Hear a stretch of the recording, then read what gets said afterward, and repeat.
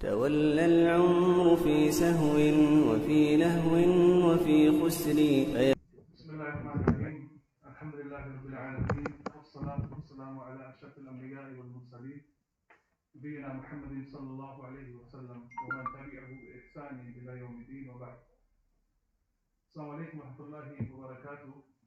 Jazakallah khair for being here on time. Alhamdulillah. We are continuing with the Shaykh Rahimahullah Ta'ala's text, Aqeedah of Rububiyyah, page number 21 to 25 of the text.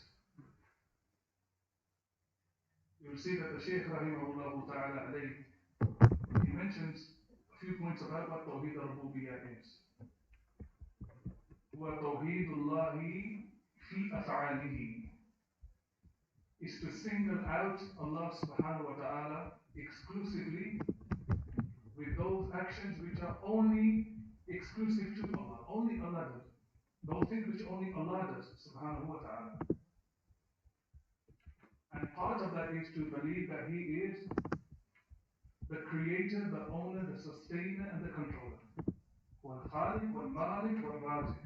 And the one who is Mudabbirul Amr, the one who controls everything in the creation. This is something that we left on last time. And the evidences for Allah subhanahu wa ta'ala being our Rabb, if you remember, I said that Tawheed al-Rububiyyah, to believe that Allah is your nourisher, your creator, your owner, this is not enough as a belief for a person to come into Islam. Meaning, this is not enough for a person to say that I believe in La ilaha illallah because I believe Allah is the only creator. Or I believe in La ilaha illallah because I believe Allah subhanahu wa ta'ala, He is the owner of all things. La ilaha illallah has a further meaning to it.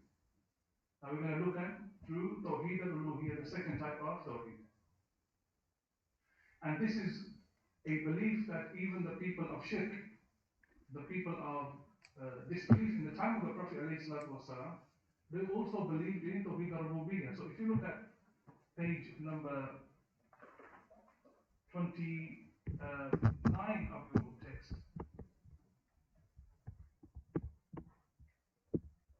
in fact 23 is even more clear. 23 from Surah number 23, ayah number 84 to 89, you will see one of the evidences that the Shaykh Rahimahullah Ta'ala alayhi قُلْ لِمَنِ الْأَرْضُ مَنْ فِيهَا إِن كُنْتُمْ تَعْلَمُونَ. Who does the earth and everything within it, who does it belong to? سَيَقُولُونَ اللَّهُ قُلْ أَفَلَا تَذَكَّرُونَ. They will all say, the people of Shirk will all say, that the owner, the controller, the owner, the sustainer of all of these things in the creation is only Allah. Then why do you not believe that? قُلْ مَنْ فِي السَّمَاوَاتِ السَّبْعِ وَفِي الْعَرْشِ الْعَظِيمِ. Who is it? Ask them, the people of Shirk. Who is the Rabb, Tawheed al-Rububiyyah? Who is the Lord, the nourisher, the controller, the owner, the sustainer, the provider? The one who benefits, the one who takes away harm. Who should the creation turn to? Who is the Rabb, the Lord of the seven heavens, and the Lord of the great throne? The Lord of the great throne. The Mushrikeen of Makkah used to believe Allah subhanahu wa ta'ala is the Lord of Arshul Azim, the great throne. Some people today don't believe that, and Allah saved us from that. Misguidance upon misguidance, darkness upon darkness compounded many times, manyfold. They will all respond and they will say that the owner, the controller, the Lord of everything between the heavens and the earth, of the seven heavens, the Lord of the mighty throne is who? Is Allah subhanahu wa ta'ala. Who is it? In whose hands? Let's look at this ayah. Surah number 23, ayah 84 to 89, page number 23 of the text that the Shaykh has mentioned. In other words, Surah al-Mu'minun. Surah al-Mu'minun. In whose hand is the sovereignty of all things? In whose hands is the sovereignty, the ownership? In whose hands is the kingdom of all of the creation? And who is it that protects you? And there is no other protector other than Him. Think about this. The Prophet ﷺ is addressing the people of Shirk. Who is your protector? Who Who's the nourisher of everything around you? They will say what? سيقولون الله وأنا تصحبون. They will all respond and say to you, O Muhammad sallallahu alaihi wasallam, Allah is the one that is the only one that does all of this. Then why do you turn away from that truth? Why do you turn away from that truth? So Tawheed al-Rububiyyah, to believe Allah is your Lord, your Rabb, is something that the people of Shirk in the time of the Prophet ﷺ, they believed.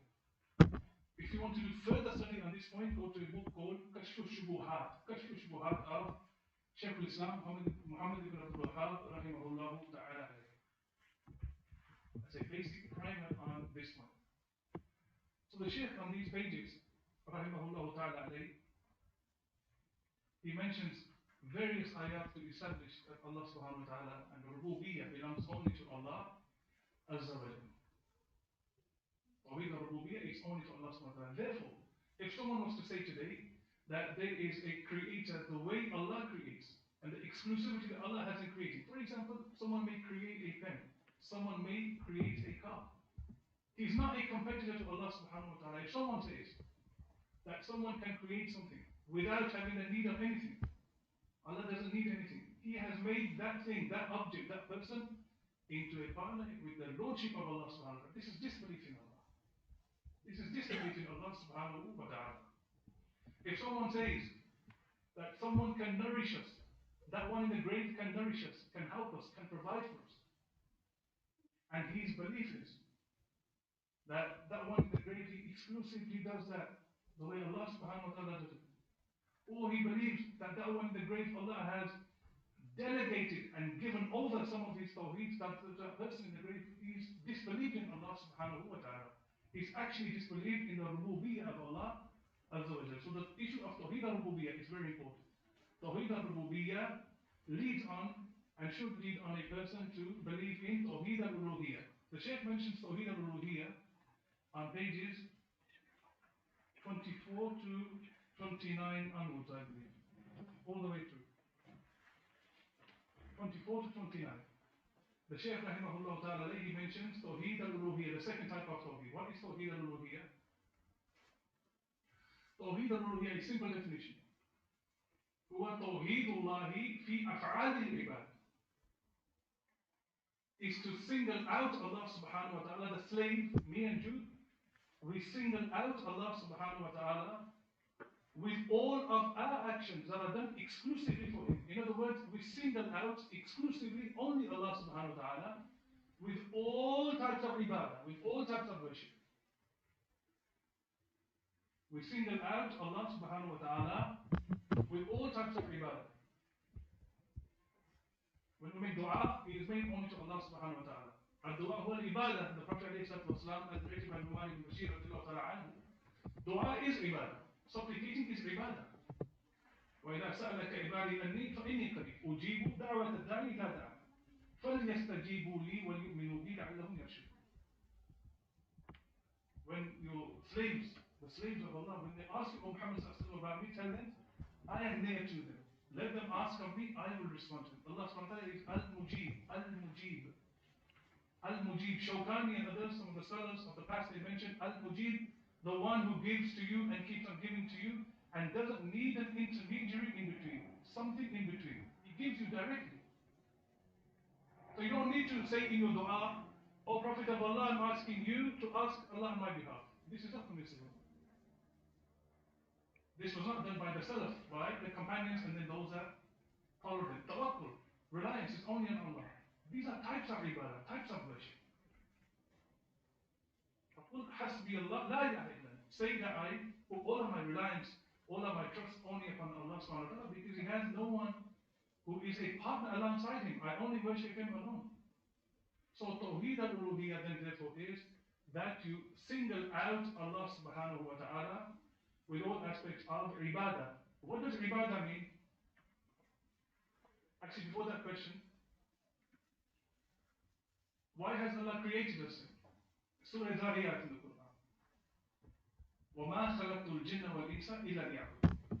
Surah Zariyat in the Quran. Allah subhanahu wa ta'ala has created the jinn and the ins so that you worship Him alone. Tawheed al-Uluhiyyah. Tawheed al-Uluhiyyah. Now that you've accepted Tawheed al-Rububiyyah, He is your creator, the owner, the controller, the nourisher, the giver, the taker, the giver of life, death, etc., etc., etc.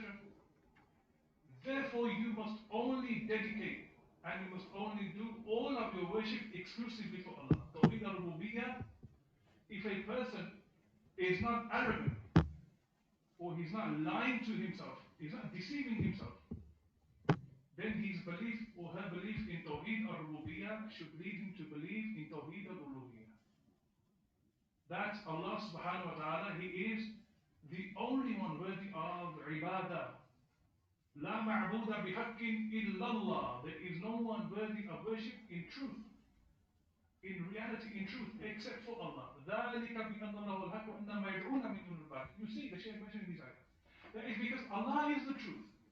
And everything and everyone that's called upon, every object, every person, every angel, every prophet, Prophet Jesus, Prophet Muhammad والسلام, they don't have a share in the Tawheed of Allah. Tawheed belongs only to Allah. The right to be worshipped is only for Allah subhanahu wa ta'ala. So He makes His ibadah, the purpose for which we've been created, exclusively and only for Allah subhanahu wa ta'ala. What's the definition of ibadah then?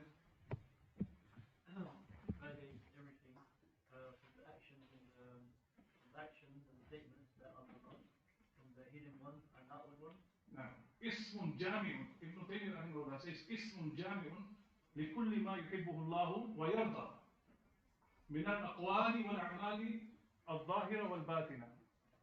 Ibadah is it's a comprehensive term that covers all of everything you do, everything you say. It has to be dedicated to Allah for Allah subhanahu wa ta'ala. It's a comprehensive term that includes everything that Allah loves and is pleased with, everything that Allah loves and is pleased with, from your speech and your actions, internal and external. Speech and actions, internally and externally.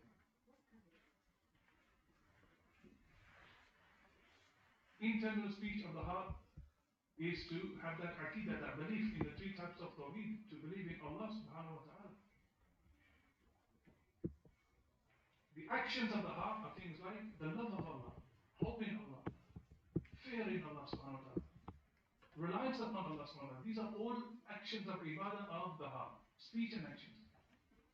And then you have speech and actions externally, speech upon the tongue, proclaiming the two testimonies of faith, Ashhadu la ilaha illallah, Ashhadu anna Muhammadan abduhu wa rasuluhu, praising Allah, making the adhkar, proclaiming the Tawheed of Allah, and through your actions, worshipping Allah. And my prayer, my sacrifice, my life, my death, all of it is only for Allah, exclusively for Allah, ibadah. He has no partners. Just like He doesn't have any partners in His rububiyyah, in His lordship, He has no partners in His uluhiyyah. He has no partners in His uluhiyyah, in His right to be worshipped alone. He has no partners. So you'll see the Shaykh rahimahullah ta'ala, he defines Tawheed al-Uluhiyyah on page number 25, and he says, the ilah is who? It means al-ma'lum, al-ma'bud, the one who is exclusively worshipped alone without any partners. The one who truly deserves to be worshipped alone. So all types of ibadah, and types of ibadah are 5. I was told from my last class to keep this in first gear. So just make sure I don't go into reverse gear, otherwise we're going to crash. So types of ibadah are 5. We're keeping it very nice and easy. This is better for me anyway, alhamdulillah. Types of ibadah are 5. Very quickly just list them for us, inshallah. Ibadah i'tiqadiyyah, the ibadah of Aqeedah, the worship of belief.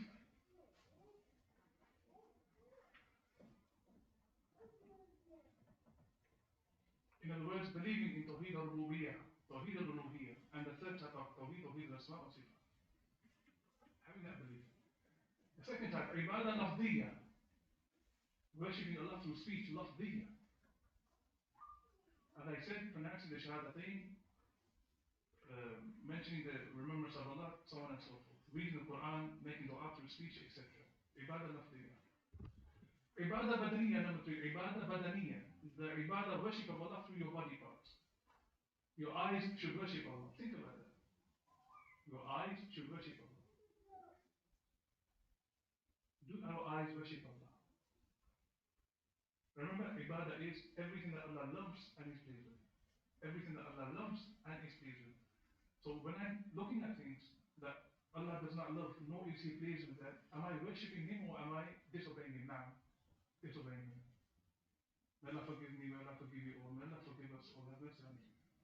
When we break down ibadah like this, it really makes us think about that. Those few words that Ibn Uthaymeen, the great scholar of Islam, said, that every time you disobey Allah, you are weakening your belief in Allah. Every time you disobey Allah, you are weakening your Aqeedah. It's something very significant. No sin is insignificant, right? No sin is insignificant. I should therefore worship Allah through my ears. Am I worshipping Allah? When I'm listening to ghibah, backbiting and slandering, I'm not worshipping Allah. The time is so short, we can't even go into it. So this is the other type of ibadah. Then ibadah maliyah, worshipping Allah through wealth. Give zakah, give sadaqah. And fifth is ibadah tarkiyah. Ibadah tarkiyah, very significant. Ibadah tarkiyah. Worshipping Allah through abstaining from things, abandoning things, staying away from things. La taqrabu zina. Don't go near zina. If we stay away from zina, we are worshipping Allah. That's just one example. If we stay away from disobeying Allah, we are engaged in a state of ibadah. If I'm able to look at something haram and I turn away from it, I'm worshipping Allah. If I'm able to go towards bid'ah and I turn away from bid'ah and these people, all those flowery people that call the bid'ah, if I stay away from them, I'm engaged in the ibadah of Allah. If I go towards the flowering people of bid'ah, am I in a state of ibadah? No. I'm in a state of destroying my aqeedah with my own hands. وَلَا تَقْتُلُوا أَنفُسَكُمْ وَلَا تُلْقُوا بِأَيْدِيكُمْ إِلَى التَّهْلُكَةِ. Don't kill yourself with your own hands. I said that in one speech once, I think it was a khutbah maybe.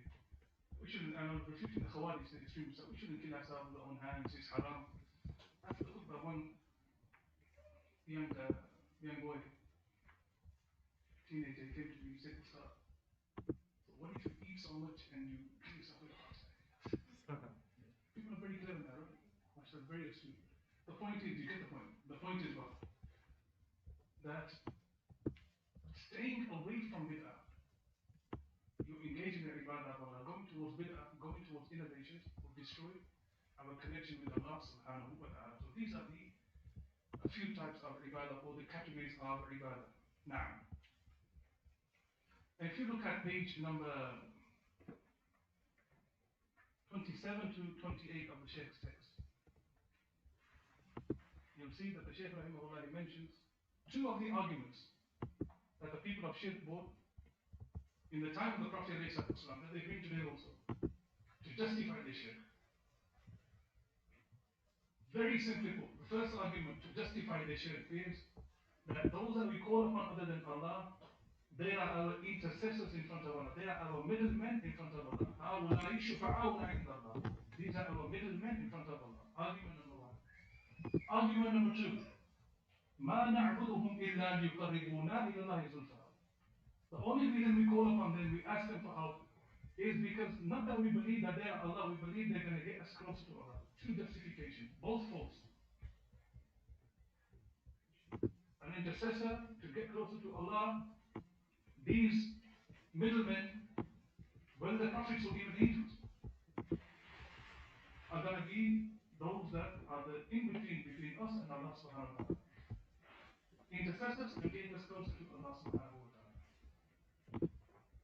It matters not what that thing, what that object, who that person, whomsoever it may be, is in the middle. It matters not. So if you put the Prophet Isa there in the middle and you said, I'm going to call upon Prophet Isa to ask him to intercede for me in front of Allah, to ask him to get me close to Allah, it's something extremely dangerous. Person's entire belief in Tawheed al-Uluhiyyah, it's on edge. It's in trouble. And then there's some tafsir, there's some details to within the ibadah of Allah. So for example, if you were to take the ibadah of loving Allah, we are obligated to love Allah subhanahu wa ta'ala. How do we love Allah subhanahu wa ta'ala? These are things Brothers and sisters, time doesn't permit, but these are things that you and I have to learn. This is an obligation on us. وَالَّذِينَ آمَنُوا أَشَدُّ حُبًّا لِلَّهِ. The believers are those who love Allah subhanahu wa ta'ala more than anyone and anything else. What does that actually mean to love Allah? How do you love Allah subhanahu wa ta'ala? How do you establish that ibadah? For a person cannot be in Islam unless he loves Allah subhanahu wa ta'ala. But I don't know how to love Allah. Once again, to summarize, how do we love Allah? We love Allah for who Allah is. We love Him for His rububiyyah, for His lordship, His uluhiyyah, for the fact that He's the only one worthy of worship, and His asma sifat, His glorious names and attributes. We love Allah subhanahu wa ta'ala by humbling ourselves and lowering ourselves.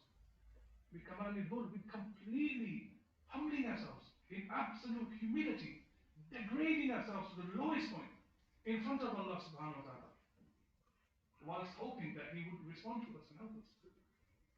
In reverence of Allah, in ta'zeem only of Allah, complete reverence of Allah subhanahu wa ta'ala. We love Allah subhanahu wa ta'ala by loving the people that He loves. We love Allah subhanahu wa ta'ala by loving the places that He loves. And that's a very brief explanation of how we love Allah subhanahu wa ta'ala. And the opposite is also true. We can't say that we love Allah, but we love the people that Allah subhanahu wa ta'ala has spoken bad about, spoken ill of, condemned. A person of innovation. I say I love Allah, but I also love someone who's telling me that Tawheed or Rububiyyah is not important. Someone who's telling me that you can call upon someone else alongside Allah. This is not loving Allah. So there's some detail. The point I'm trying to make to you is that behind every aspect of ibadah, behind every category of ibadah, it's not just the point of bullet points. And this is one of the reasons I'm actually against teaching texts in 1 or 2 hours. But it's important for me to say to you that behind every type of ibadah, there is an ocean of knowledge that the scholars have penned up. It depends how much you want to deep dive into that. So 2 justifications for shirk. And both have been responded to, and you can see what the Shaykh has written concerning that. We move on to page number 29 to 32. The third type of Tawheed. Tawheed al-Asma wa Sifat. To believe in Allah subhanahu wa ta'ala's glorious names and glorious attributes. Now, this is the type of Tawheed, the category of Tawheed that many people have misunderstood. Tawheed al-Asma wa Sifat. أن لا نسمي ربنا إلا بما سمى به نفسه أو سماه رسوله. We don't name Allah subhanahu wa ta'ala with names, and we don't give Allah subhanahu wa ta'ala attributes, descriptions, except those that Allah subhanahu wa ta'ala has named Himself with, except those that Allah subhanahu wa ta'ala has described Himself with. So we don't make these things up as we go along. To believe that Allah subhanahu wa ta'ala has the most perfect names and the most perfect descriptions. Tawheed al-Asma wa Sifat. For a person who does not believe in the descriptions of Allah, you'll see what the Shaykh has written about Tawheed al-Asma wa Sifat. On page number 29. Interestingly, the Shaykh starts off by showing us how not to believe in Tawheed al-Asma wa Sifat. Look at page 29, you'll see. He says we don't make tahrif, wala tahrif, wala ta'til, wala takif, wala tamthil. 4 things we don't do. He starts off by telling us how we don't believe in that. Why? Because in this area, the people, they twisted this so much. And they manipulated this for their own false beliefs. So Tawheed al-Asma Sifat, to believe Allah subhanahu wa ta'ala has named Himself with the best names that we believe in. And described Himself with the best and the most perfect descriptions that He has described Himself with. Where? في كتابه أو على لسان رسوله عليه الصلاة والسلام. In the kitab or upon the blessed tongue of the Prophet Muhammad sallallahu alayhi wa sallam. Kitab and Sunnah. These are all three. These are set and rigid and set there. You can't make them up. They must be established through textual evidence. Dalailun naqliyah, not aqliyah. Evidence which is written. Kitab and Sunnah, Quran and Sunnah. Not what your intellect says to you. And the evidences and the golden principle rather that the Shaykh also mentions concerning the belief in the names and attributes of Allah subhanahu wa ta'ala, it is found in Surah Shura, ayah number 11. Every Sunni should memorize this ayah. لَيْسَ كَمِثْلِهِ شَيْءٌ وَهُوَ السَّمِيعُ الْبَصِيرُ. لَيْسَ كَمِثْلِهِ شَيْءٌ وَهُوَ السَّمِيعُ الْبَصِيرُ. There is nothing like Allah. So we negate for Allah what Allah subhanahu wa ta'ala has negated for himself in the Kitab or the Prophet ﷺ in the Sunnah. In other words, we negate for Allah subhanahu wa ta'ala every defect. Every single defect. It is negated for Allah subhanahu wa ta'ala. وَمَا كَانَ رَبُّكَ نَسِيًّا. Your Lord is not one who forgets. So we don't say, how can it be said Allah is one who forgets? This is a defect. Allah la ilaha illa huwa al-hayyul qayyum la ta'khudhuhu sinatun wa la nawm. Allah subhanahu wa ta'ala does not sleep, he does not become tired. All of these attributes of defects are distant from Allah subhanahu wa ta'ala. Allah is free from them. We feel tired. We need to sleep because He is Al-Khaliq, we are Makhluk. He is a creator, He is a Lord, He is a Rabb. He is our Lord and we are His slaves. We are in need. قُلْ هُوَ اللَّهُ أَحَدٌ Allahu Samad. Allah is As-Samad. The one who is free from any kind of need. As-Samad. The self-sufficient. So to describe Allah subhanahu wa ta'ala with a defect would be to say that He has a need of something. And Shaykh al-Islam Ibn Uthaymeen, remember that name, Ibn Uthaymeen, rahimahullah ta'ala, he has probably written more than anyone else from amongst the scholars about this topic because the deviations, the misguidance of the people of innovation, people of bid'ah, they were really at their peak in the time of the likes of Ibn Uthaymeen, rahimahullah ta'ala. So the first part, لَيْسَ كَمِثْلِهِ شَيْءٌ. There is nothing like Allah. This is negation, nothing. These are those sifat which are negated for Allah. Those attributes which are negated for Allah subhanahu wa ta'ala. Sifat manfiyah, those which are negated for Allah subhanahu wa ta'ala. وَهُوَ السَّمِيعُ الْبَصِيرُ. And He is the all-hearing, all-seeing. These are the sifat thubuthiyah, those attributes which are affirmed for Allah subhanahu wa ta'ala. Those attributes which are affirmed for Allah subhanahu wa ta'ala. So we affirm what Allah has affirmed and we negate what Allah subhanahu wa ta'ala has negated. And in that is to negate everything of any defect to Allah subhanahu wa ta'ala. If you were to study the Kitab and the Sunnah, there is a text, actually, the scholars have put together for us, Aqeedah Wasatiyah, where so many of the attributes of Allah subhanahu wa ta'ala, the scholars have put them together and explained where they found in the Kitab and the Sunnah. For example, Ar-Rahmanu ala al-Arshi istawa. The most merciful, He rose above the throne. Allah subhanahu wa ta'ala, He is above all things. This is a description, an attribute of Allah subhanahu wa ta'ala. Allah is above. And He is above all things. Ba'inun al-Khalqi, completely separate from His creation. Nothing envelops Allah, engulfs Allah, encapsulates Allah, limits Allah. Allah is totally separate from His creation, above the throne, above the seven heavens, above the throne. Anyone who believes other than that, he's gone against the Quran and the Sunnah. And you'll see what the Shaykh rahimahullah has written about that on the next few pages. So we believe what? We believe Allah subhanahu wa ta'ala, He rose above His throne. And you'll see now on page 29 some of the things that we don't do. Let's just take that as an example. We don't make tahrif. Tahrif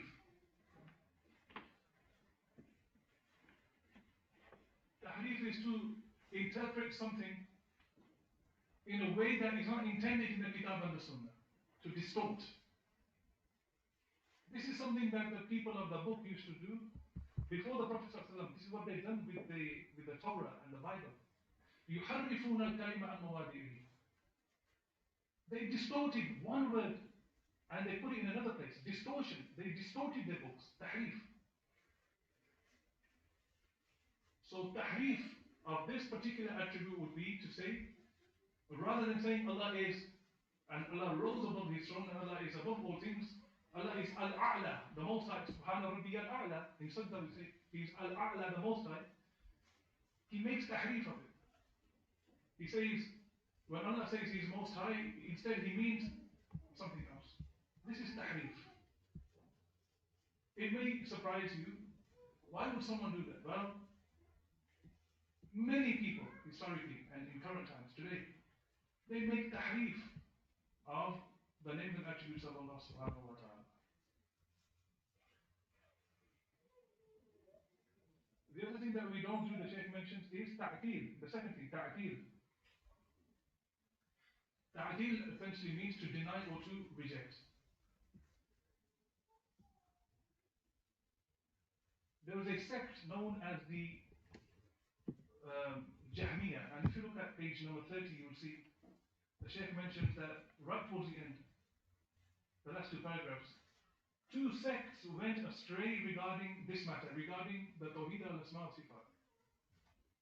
He mentions that the first are al-Mu'attila, who negated all or some of the names and attributes, claiming that affirming Allah's names and attributes necessitates tashbih. So the first group is an umbrella group. They are known as the Mu'attila, the deniers. Mu'attila, those who made ta'til. I really don't know how. This is just something that we have to learn. So these are terminologies that we have to learn. They are the Mu'attila. They made ta'til. Ta'til means to deny. So some of them rejected all of the attributes of Allah, and some of them rejected some of them. In other words, it doesn't matter. To reject one is to reject all. To reject one attribute of Allah subhanahu wa ta'ala that He has described Himself with, who are you to do that? With what authority do you reject? Is to reject all of the attributes of Allah. And the Salaf used to say, the one who describes Allah with nothingness, the one who describes Allah with emptiness, with nothingness, Allah is not described with anything. He worships a Lord that does not exist. Allahumma musta'an. He worships nothing.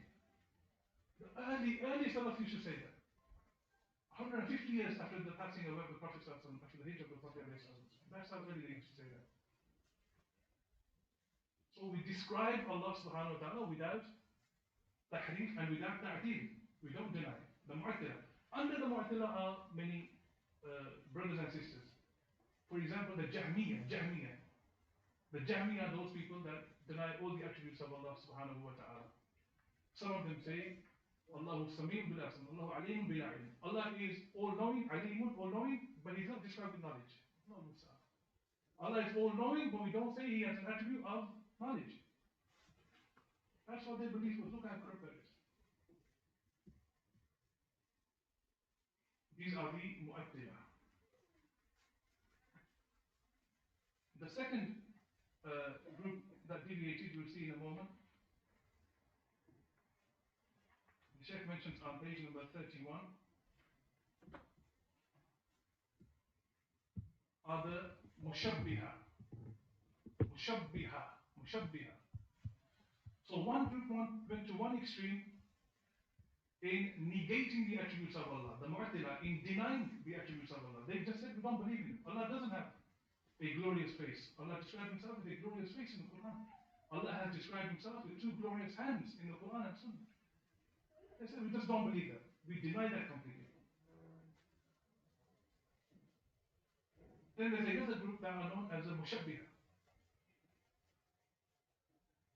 They went to extremes in affirming the attributes of Allah subhanahu wa ta'ala. Ahlul Bidah are always extreme. You'll never find a person of innovation who's in the middle, or a person of deviation who's balanced. Never. Impossible. No matter how nice their manners are, or how nice their perfume is, or thought is. Yeah. Brothers say that. Look how nice his thought is. Doesn't matter. The reason I keep on saying that, brothers, is because when I say it was from deviation, I've seen people with my own eyes starting to mix with people of doubts. And I take an oath in front of you. These are learned people with degrees and double doctorates, one person at least. So much so that they ended up saying with me and saying to me, I don't believe in the Sunnah of the Prophet. I only believe in the Quran. And they denied all of the Sunnah. Every large fire that's destructive, Fawzan, Hafidahullah says in his al-Qari, every big fire that destroys villages and buildings, it only starts with one tiny spark. Remember that, one tiny little spark. You just need one little doubt from the person of innovation to decimate your Aqeedah, destroy your Aqeedah. Allah save us from that. We shouldn't go into the lines, then or whatever it is, and then think that we're going to be safe and secure. So, the Mushabbiha, they went to another extreme. In affirming the attributes of Allah. They affirmed the attributes of Allah in such an extreme way that they said that Allah's attributes are like the attributes of Allah. Tashbih. Tashbih means what? Tashbih is another way the Shaykh Rahimahullah has written towards the end, Tamtheel. These are more or less interchangeable words, Tamtheel and Tashbih. Tamtheel and Tashbih. It means to compare and to liken Allah with someone or something else. Allah's face is like the face of so-and-so. Allah's hands are like the hands of so-and-so. Allah's hearing is like the hearing of so-and-so. Tashbih. Both of these groups, those who negated the Mu'attila and those who went extreme in lying about Allah, in comparing him to the creation, both of them are disbelievers in Allah subhanahu wa ta'ala. That's all we need to know. They disbelieve in Allah subhanahu wa ta'ala. So this ayah, Surah Shura, ayah number 11, Surah 42, ayah 11, لَيْسَ كَمِثْلِهِ شَيْءٌ وَهُوَ السَّمِيعُ الْبَصِيرُ. The first part negates, there is nothing like Allah. He negates and refutes the Mushabbiha. وَهُوَ السَّمِيعُ الْبَصِيرُ, and he sees everything, he hears all things. He refutes to the Mu'attila, those who denied. And the Sunnah in the middle. We affirm for Allah what Allah affirmed for himself, and we deny for Allah what Allah denied for himself. The final thing the Shaykh mentions, number 3 on the list, page number 29, is takyif. Takyif. Takyif means to go into the kayfiyah, the kayf. How the attribute of Allah is. Allah is above the throne. How? He asks. Allah has a face. How is the face of Allah? Allah speaks. The Quran is the speech of Allah. We believe that. These are the words of Allah. He says, how does Allah speak? This is one of the worst innovations that came into this ummah. This is something that angered our ulama that came before. So much so they would tell the people, don't say these things in front of us, leave our gathering. Imam Malik said, get away from my gathering, don't ask how Allah descends above the throne. Don't ask this. Allah didn't tell you, you can't ask. Why do you say about Allah which Allah did not give you knowledge concerning?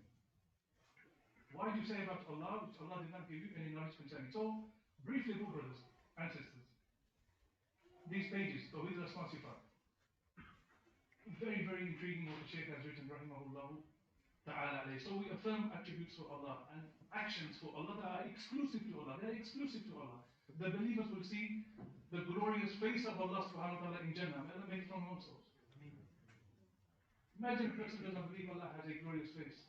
And he reads a hadith in Sahih Muslim. Now, after the people have been given all the pleasures of paradise and everything which is contained in the palaces and everything.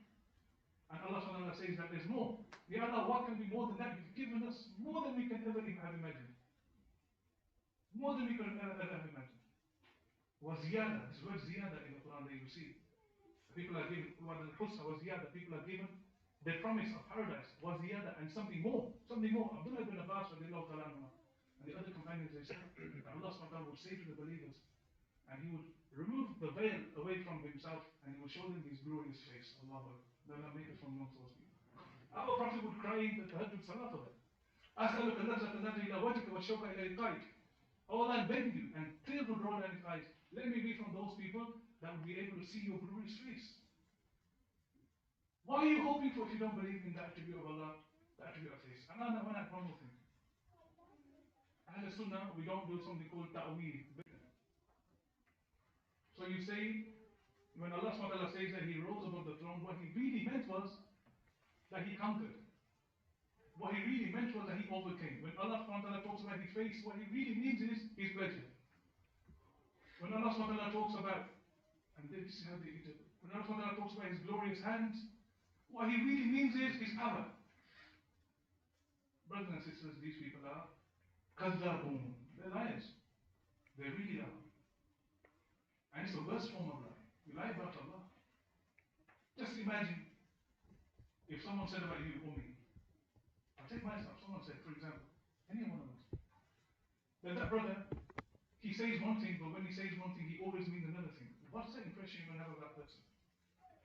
Person's not a truthful person.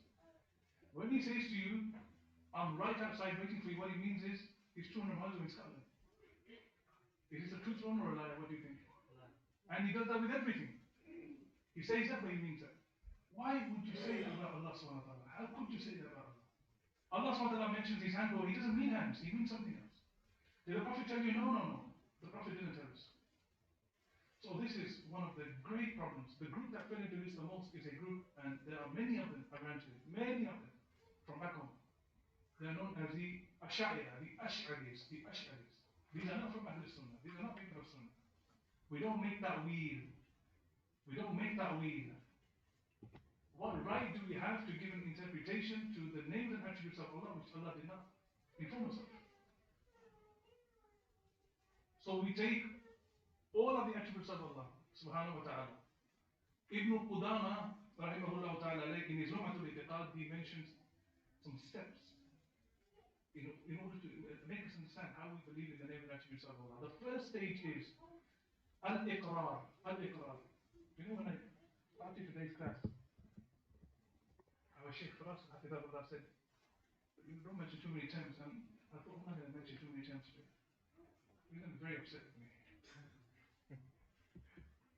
Where is he, by the way? Is he okay? His brother okay? Not feeling too well. Brother, bless him. This brother Farasa, he's a very, very, very decent human being. May Allah bless him.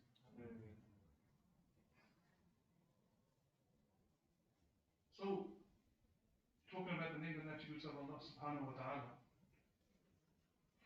we don't make ta'weel, we don't do tamtheel, tashbih, we don't do ta'til, and all of the things that we mentioned. Ibn Qudama mentions that the first stage is al-iqrar, that we acknowledge all of the attributes of Allah subhanahu wa ta'ala. We acknowledge all of them. Everything that's come in the Kitab and the Sunnah, we acknowledge it. Al-iqrar. The second stage is al-imrar. Al-imrar. That we take all of the names and attributes of Allah subhanahu wa ta'ala at face value. We don't reinterpret them.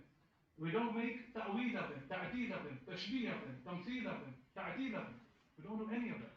We take them all as they've come. As they have come to us. Allah has hands, Allah has hands. Are they real? Yes.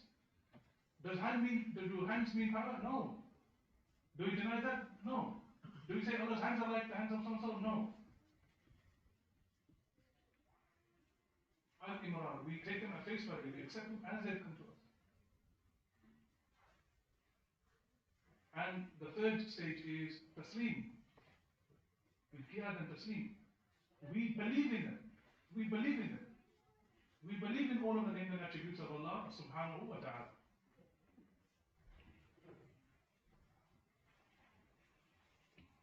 And I'll finish in 2 minutes inshallah, and then are we going to have a break? 5 minutes? Yes. We're going to have a 5-minute break inshallah. If someone wants to ask you, where are the evidences for these 3 types of tawheed in the Quran and Sunnah? If someone wants to ask you, where's the evidence for these 3 types of tawheed in the Kitab and the Sunnah? Then some of the ayat that we can give them are as follows. Number 1. قل أعوذ برب الناس ملك الناس إله الناس. Something that we all know, alhamdulillah.